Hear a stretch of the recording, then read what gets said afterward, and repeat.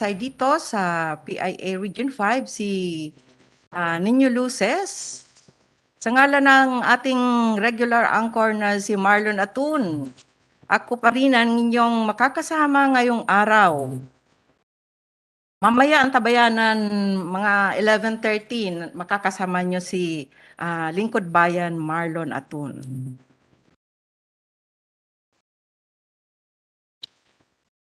Dumako na po tayo sa ating ulat sa COVID-19 Bicol. Nasa kabilang linya na si Ma'am Lorraine Bulanadi, and Health Program Officer 2, Health Facility Development Unit ng DOH Bicol para sa kanyang healthcare utilization rate. Magandang umaga, Ma'am Lorraine. Magandang umaga po sa ating mga tagapakinig at tagapanood dito sa Ulat sa Bicol para sa Healthcare Utilization Rate Report as of August 7, 2022. Sa kabuuan, ang Bicol Region ay nakapaglaan ng 856 COVID beds, 129 dito ang nagamit o katumbas sa 15.07%. Meron namang 80 ICU beds, 11 dito ang nagamit o katumbas sa 14%. Nakapaglaan naman ng 111 mechanical ventilators, 7 dito ang nagamit o katumbas sa 6%. Para naman sa COVID-19 reference hospitals, ang Bicol Medical Center ay nakapaglaan ng 103 COVID beds, 18 dito ang nagamit o katumbas sa 17.48%. Sila naman ay nakapaglaan ng 18 ICU beds, 2 dito ang nagamit o katumbas sa 11%. Sa mechanical ventilators naman, sila ay mayroong 38 mechanical ventilators, 5 dito ang nagamit o katumbas sa 13%. Ang Bicol Region General Hospital and Geriatric Medical Center, sila ay mayroong 63 COVID beds, 12 dito ang nagamit o katumbas sa 19.05%. Sila naman ay mayroong 3 ICU beds at 3 mechanical ventilators na nawalang naitalang paggamit. Para naman sa Bicol Region Hospital and Medical Center, formerly known as Bicol Region Training and Teaching Hospital, sila ay mayroong 95 COVID beds, 25 dito ang nagamit o katumbas sa 26.32%. Sila naman ay mayroong 20 ICU beds, 6 dito ang nagamit o katumbas sa 30%. Meron naman silang 43 mechanical ventilators, 2 dito ang nagamit o katumbas sa 5%. Sa mga nabanggit na hospitals, sila ay nasa low risk classification. Para naman sa probinsya ng Albay, sila ay nakapaglaan ng 22 COVID beds, 1 ICU bed, at 1 mechanical ventilator.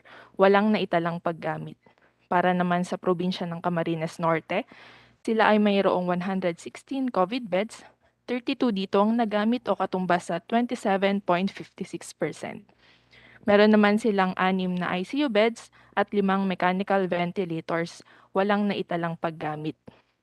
Sa Camarines Sur, sila ay mayroong 15 COVID beds at walang naitalang paggamit. Sa probinsya naman ng Catanduanes, sila ay nakapaglaan ng 64 COVID beds, 1 dito ang nagamit o katumbas sa 1.56%. Sila ay nakapaglaan ng 8 ICU beds at 6 na mechanical ventilators. Walang naitalang paggamit. Sa Masbate, sila ay nakapaglaan ng 8 COVID beds, walang naitalang paggamit at sa probinsya naman ng Sorsogon, sila ay mayroong 59 COVID beds, 3 dito ang nagamit o katumbas sa 5.08%. Ang mga nabanggit na probinsya ay nasa low risk utilization. Para naman sa mga lalawigan ng Bicol Region, ang Legazpi City ay nakapaglaan ng 53 COVID beds, 5 dito ang nagamit o katumbas sa 9.4%. Sila naman ay mayroong 6 na ICU beds at 3 mechanical ventilators. Walang naitalang paggamit. Sa Ligao City, sila ay mayroong 42 COVID beds, walang naitalang paggamit.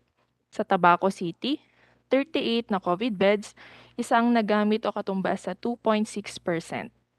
Sa Iriga City naman, sila ay mayroong 20 COVID beds, 4 dito ang nagamit o katumbas sa 20%. Sa Naga City, sila ay nakapaglaan ng 66 COVID beds, 6 dito ang nagamit o katumbas sa 9.09%. Sa ICU beds naman, sila ay mayroong 4, 3 dito ang nagamit o katumbas sa 75%. Samantalang sa mechanical ventilators, sila ay may 3 mechanical ventilators, walang naitalang paggamit.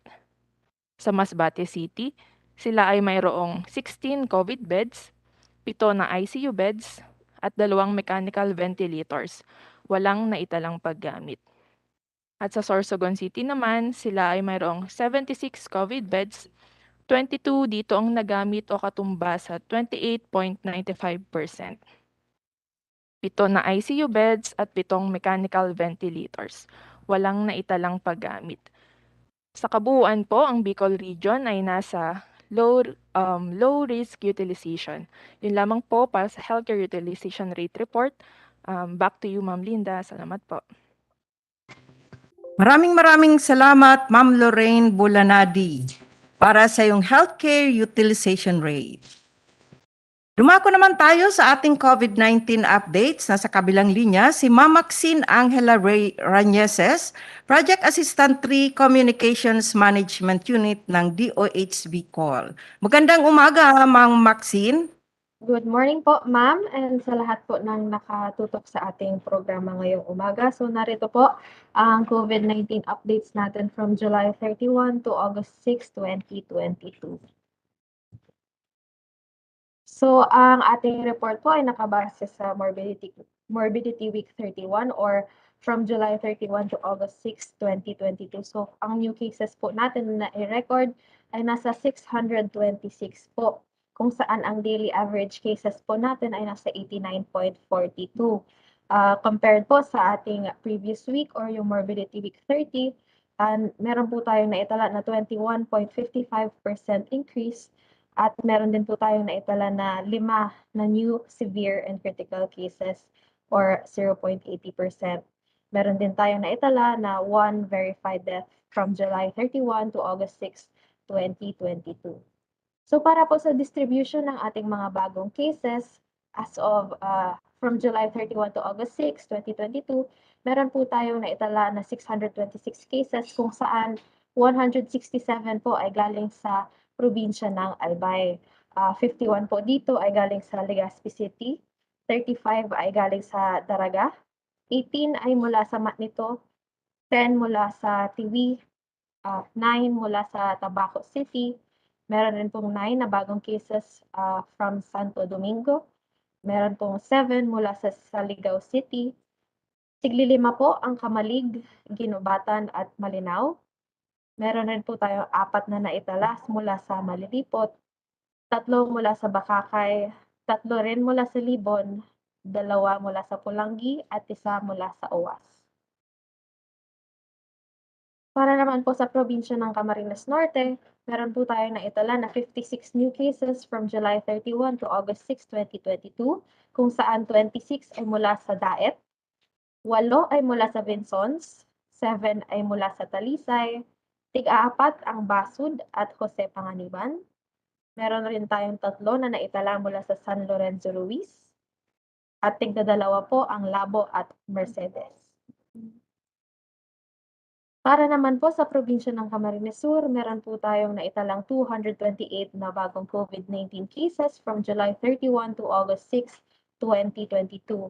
At 122 po nito ay mula sa Naga City, 15 ay mula sa Pili, 11 ay mula sa Libmanan, 9 ay mula sa Calabanga, 8 mula sa Magarao, 6 mula sa Bombon at 6 rin mula sa San Fernando, 5 ang Canacman at Iriga City, 4 ang Baaw at Milaor. Ang mga sumusunod po ay 3. Ito ay ang Kabusaw, Lagonoy, Minalabak at Nabua. 2 rin po ang naitalang bagong COVID-19 cases sa sumusunod. Ito po ay mula sa Buhi, Kamaligan, Karamoan, Lupi, Pasakaw, Sipokot at Tikaon. At ang sumusunod naman po ay nagkaroon po ng isang bagong case from July 31 to August 6. Ito po ay mula sa Bato. sa Gainza, sa Garchitorena, sa Goa, sa Ocampo, sa Pamplona at sa San Jose. Para naman po sa probinsya ng Catanduanes, meron po tayo na italang 59 na bagong kaso ng COVID-19 from July 31 to August 6, 2022. At 18 po nito ay mula sa Virac, 15 ay mula sa San Andres, 10 ay mula sa Baras, 7 ay mula sa Batu, 5 ay mula sa Gigmoto at tigdadalawa po ang Caramoran at San Miguel. Para naman po sa probinsya ng Masbate, meron po tayo na italang 50 na cases of COVID from July 31 to August 6, 2022, kung saan 16 po ay mula sa Masbate City, 14 ay mula sa Milagros, 6 mula sa Baleno, tigtatatlo ang Balud at Puson, tigdadalawa naman po ang Aroroy, Katayngan at Mobo, at tig-iisa po ang Esperanza at San Fernando. Para naman po sa probinsya ng Sorsogon, meron po tayo na italang 65 COVID-19 cases from July 31 to August 6, 2022. At 34 po nito ay mula sa Sorsogon City, 6 ay mula sa Castilla, 5 mula sa Bulan, at 4 po ang Kasiguran at Magallanes. Ang Gubat naman po at ang Huban ay mayroong tigtatatlong new COVID-19 cases from July 31 to August 6, 2022. Meron rin pong 2 mula sa Donsol at ang mga sumusunod po ay may tig-iisang bagong COVID-19 case. Ito po ay mula sa Matnog, Pilar, Prieto Diaz at Santa Magdalena. Meron rin po tayo na italang isa na COVID-19 case from other region na naririto po sa ating rehiyon ngayon. So, ang total po sa ating new cases ay from July 31 to August 6 ay nasa 626 po. So, ang total na po natin ng mga kaso na itala from March 27, 2020 to August 6, 2022 ay nasa 61,065 na po. Ang Albay po ay nakapagtala ng 8,447. Ang Camarines Norte ay nakapagtala ng 4,147. Ang Camarines Sur ay 17,360. Ang Catanduanes ay 3,407. Ang Masbate naman ay 5,745. At ang Sorsogon ay mayroong 8,649. Ang Legazpi City naman ay nasa 4,066. At ang Naga City ay nasa 8,997. Mayroon rin po tayong mga naitala na mula sa ibang rehiyon na naririto sa ating Bicol Region na nasa 247. Para naman po sa ating recoveries, ang naitala po nating bagong recoveries from July 31 to August 6, 2022 ay nasa 349, kung saan 49 ay mula sa Albay, 9 ay mula sa Camarines Norte, 43 ay galing sa Camarines Sur, 35 ay mula sa Catanduanes, 29 ay mula sa Masbate, 50 mula sa Sorsogon. Meron rin tayong 48 na naitala from Legazpi City at 86 from Naga City. So, ang total recoveries na po na naitala natin ay nasa 57,090. Ang total recoveries na nating na-record po from Albay ay nasa 7,666. From Camarines Norte po, meron na po tayong total na 3,826 na recoveries. From Camarines Sur, meron po tayong 16,371. From Catanduanes, meron po tayong 3,219. From the province of Masbate, meron po tayong 5,455. And from the province of Sorsogon, meron po tayong 8,093. From Legazpi City naman po, meron tayong 3,844 total recoveries. And from Naga City, meron po tayong total of 8,530. At yung mga naitala po natin from other regions na nandito po sa Bicol region ay nasa 86 recoveries na po. Para naman po sa ating reported deaths as of July 31 to August 6, 2022, meron po tayo na itala na 1 new death at ito po ay mula sa Albay. So ang ating total deaths na po ay nasa 2,618 dito sa Bicol region, kung saan 502 ay mula sa Albay, 253 ay mula sa Camarines Norte, 650 ay mula sa Camarines Sur, 130 ay mula sa Catanduanes, 192 ay mula sa probinsya ng Masbate, 477 mula sa probinsya ng Sorsogon, 109 mula sa Legazpi City, 295 mula sa Naga City, at mayroon din po tayong 10 na naitala from other regions na nandito sa Bicol region. Reminder lang din po na ang report po natin does not reflect the actual date of deaths. Report of deaths are based po sa validated reports with death certificates. So ang active cases po natin sa ngayon ay nasa 731, kung saan ang Albay po ay mayroon 163. Ang Camarines Norte, I stand corrected po, ang ating total active cases po ay nasa 1,357. That includes po yung new cases natin na nai-record from as of August 6. So ang 279 po ay mula sa Albay, 68 mula sa Camarines Norte, ang 339 ay mula sa Camarines Sur, ang 62 ay mula sa Catanduanes, ang 110 ay mula sa Masbate, ang 63 naman ay mula sa probinsya ng Sorsogon, ang 113 ay mula sa Legazpi City, ang 172 ay mula sa Naga City, and meron rin po tayong 151 na active cases from other regions na nandito ngayon sa Bicol region. So again, ang total active cases po natin dito sa Bicol region as of August 6 ay 1,357. So yan po ang ating COVID-19 cases updates for today. Back to you po, ma'am. Maraming salamat, Ma'am Maxine, para sa iyong COVID-19 updates.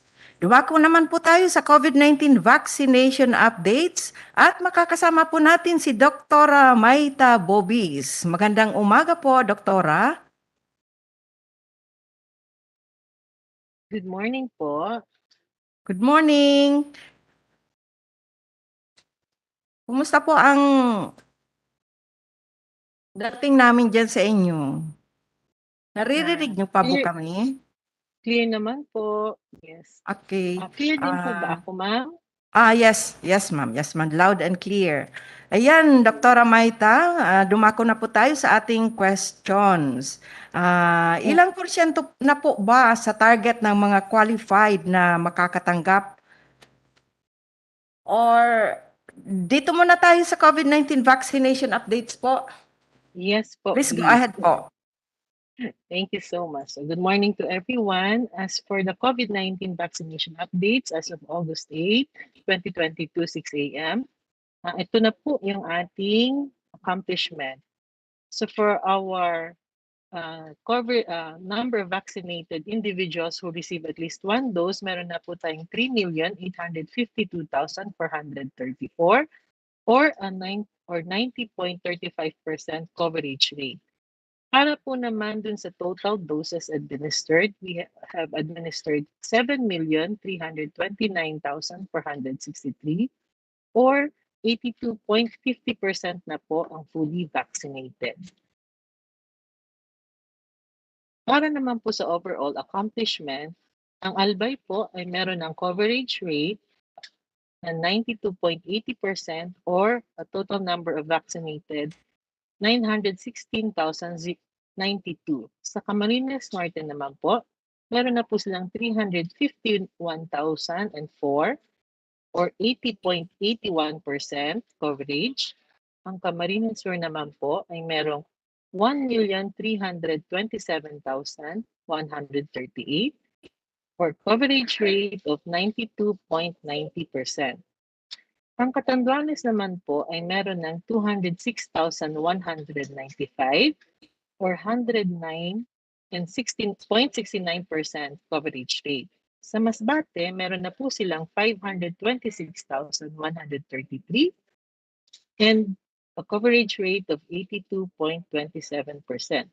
At huli po ang Sorsogon na merong 525,872 or 89.68% coverage rate. Para naman po sa mga fully vaccinated provinces, ang Catanduanes po pa rin ang nangunguna. Meron na po silang 199,744 fully vaccinated po, which is equivalent to 106.26%. Ang Camarines Sur ay merong 973,803 or 80.92% fully vaccinated. Ang Sorsogon naman po ay meron 373,731 or 80.88%. Samantalang ang Albay ay merong 517,248 or 78.93% fully vaccinated individuals. Ang Camarines Norte ay meron 317,923 or 73.19%. At ang huli po ay ang Masbate with 397,050 individuals who are fully vaccinated or around 69.52%. Ang mga cities sa mga cities naman po natin, ang Legazpi City ang nangunguna with 168,709 or 114.27% fully vaccinated individuals. Ang Masbate City ay mayroong 67,782 or 99.16%. Ang Naga City ay merong 142,196 or 99.15% fully vaccinated. Ang Sorsogon City ay mayroong 118,795 or 95.56%. Ang Tabaco City po ay 94,511 or 94.03% fully vaccinated. Iriga City is 76,002 or 92.95%. Ang huli po ay ang Ligao City with 70,481 fully vaccinated individuals or 84.26%.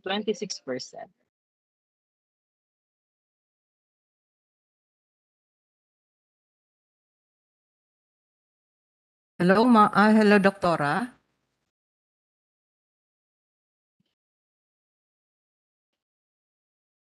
Ayan, maraming salamat, Doktora Maita Bubis, para sa iyong COVID-19 vaccination updates. Dumako naman po tayo sa ating question and answer.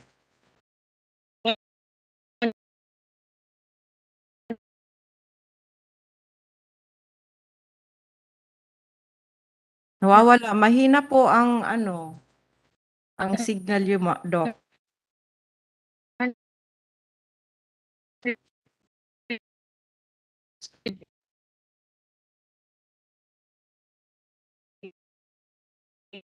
Nawawala po kayo, Doktora.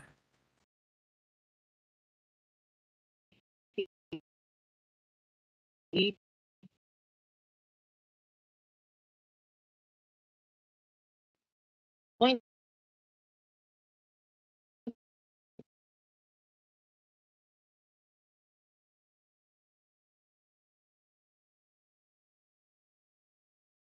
Nawawala po si Doktora Maita Bubis.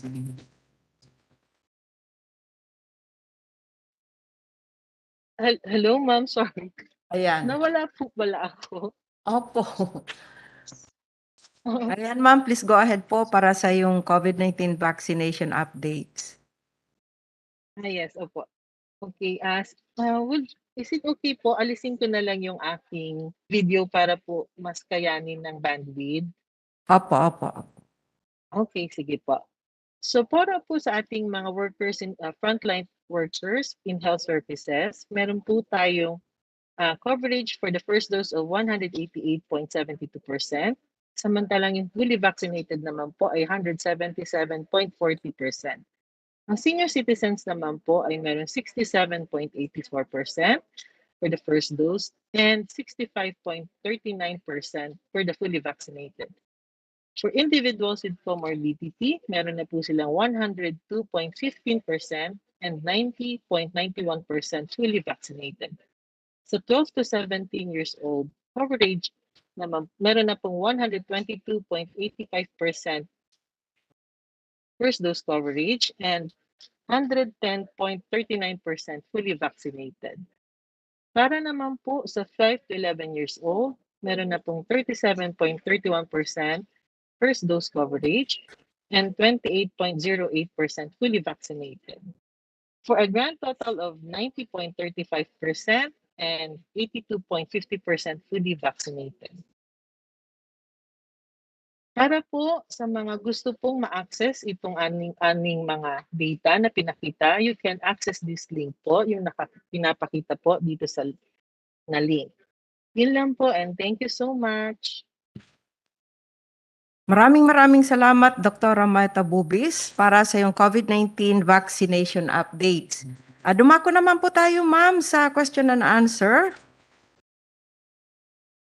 Ilang porsyento na po sa target ng mga qualified na makakatanggap ng booster shot ang nabigyan?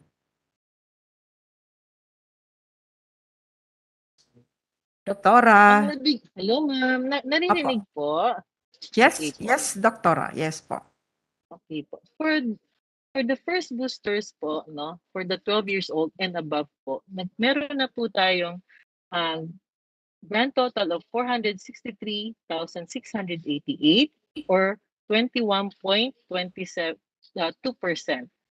So ito lang po yung ating first booster. We still have to consolidate the second booster data po ng Bicol region. Mhm. Sa Bicol, may wastage po ng bakuna? Since the start of COVID-19 vaccination po in Bicol region last March 2020, we have a total of 239,909 vaccines in Bicol region that have expired. Kaya po we continuously urge everyone to get vaccinated and boosted na po. Mhm. Ano naman po ang ginagawa kapag may mga bakuna na na-expire? Para po sa mga bakunang nag-expire na, we do reverse logistics. Ang ibig sabihin po nito, binabalik po sa central office yung bakuna at di na po pwedeng gamitin. Mhm. Ayan, di ba nahahalit ang DOH na ma-expire ang vaccine dahil sa ababang bilang kang mga nagpapabakuna? Ang DOH Bicol CHT po, through our regional director, Dr. Vera, has already expressed concern since the start of the year po na regarding the nearly expiring vaccines in the Bicol region. That is why DOH Bicol is maximizing the use of these vaccines through house-to-house vaccination. We have already coordinated and partnered with various agencies, private and public institutions to ramp up COVID-19 vaccination in the region. Kaya lang po, we want to remind everyone na ang lahat ng efforts, logistics, and vaccines ay masasayang lang kung hindi tayo magpapabakuna.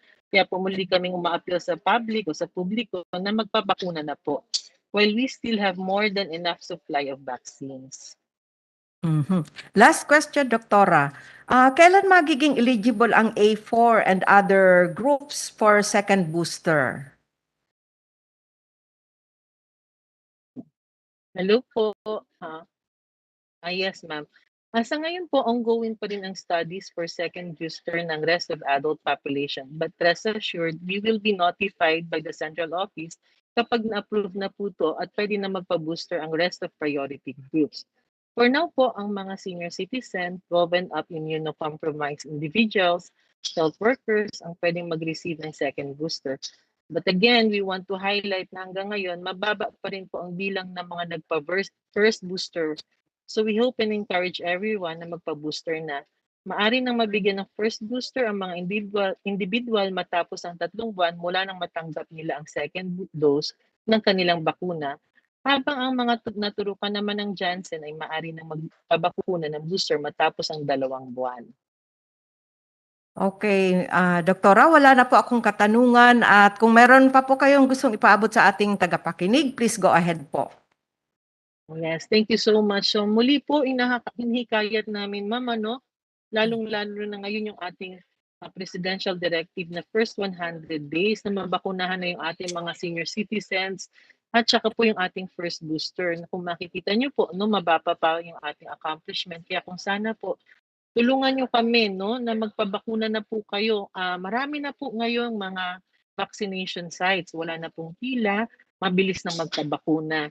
Kaya po, sana lahat po, no, yung mga hindi pa nababakunahan dyan, magpabakuna po. At lalo na sa ating mga senior citizens, no, hikayatin na po natin sila at dalhin sa ating mga vaccination sites. Yung pong mga nasa opisina, ganun din po, no? Sana maglaan tayo ng time para mapabakunahan na po.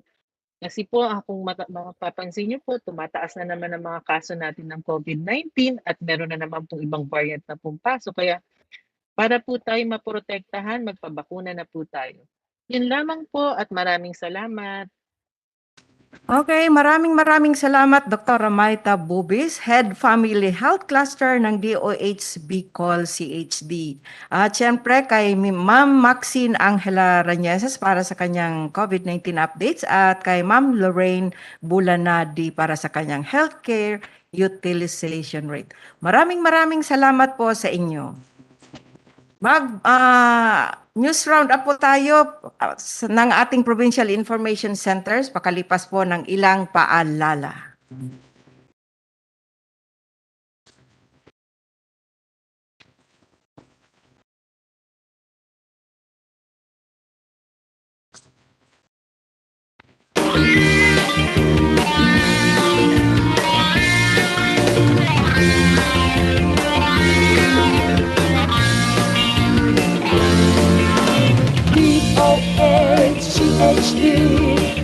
DOH-CHD, Serbisyo Salud-Kono. Ika ako, kita gabos, magtarabang, magkaigwang, maray na salud. DOH may dekalag na serbisyo. Magaling dulog ko nagtatawag nagpapadabang. Mga programa nagkasarang sinda sa serbisyo. Matawang solusyon ang mga kahirangan. DOH-CHD, DOH-CHD, Serbisyong Salud-Kono. Ika ako, kita gabos, magtarabang, magkaigwang, maray na salud. Buon sa inanan, ipangakisang kod na kita magdakula. Immunization, vaccination, sa tuig tinaon. Mag-inom maagi, maiwasan ambisyon. Regular na check-up at kaibuhan. DOH-CHD, DOH-CHD, Serbisyo Salud-Kono. Ika ako, kita gabos, magkarabang, magkaigwang, maray na salud. Balanseng pagkaon, tamang katurog, ehersisyo magsumba, magpag-ibig, magtimbang. Dapat kita magmano, magpartisipan. Ano man sa tindang relihiyon, katinda sa buhay. Mga pagiramdam na makinig para iwasan. Kita magtarabangan sa programa ka, Department